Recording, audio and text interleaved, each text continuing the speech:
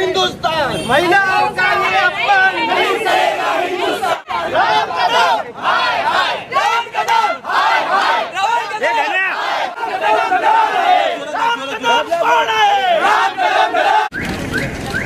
मुर्दाबाद मुर्दाबाद। राम कदम जी ने जो महाराष्ट्र की तमाम माताएं और भगिनियों का अपमान करने वाला जो वक्तव्य किया था, उसका निषेध आज हम राष्ट्रवादी के सभी कार्यकर्ताओं ने किया है। राम कदम जी के चेहरे पे कालिक पोंछ के और सैंडल से मार के और उनका फोटो जलाकर आज हमने उसका निषेध किया है।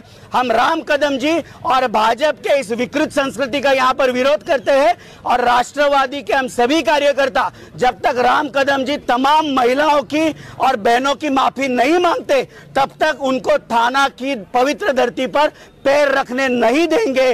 मुर्दाबाद मुर्दाबाद, राम कदम मुर्दाबाद। आणि निंदनीय आहे आणि आपल्या सर्वांनाच माहिती आहे की राम कदमांनी काल जे काही वक्तव्य केलेलं आहे अतिशय घृणास्पदक आहे। ते कोणत्याही महिलेबद्दल किंवा कुठल्याही स्त्रीबद्दल असं वाक्य बोलणं की मी जी लग्नाला मुलगी तयार नसेल तर आपण तिला पळवून घेऊन जाऊ, हे काय बेभंशाही नाही आहे।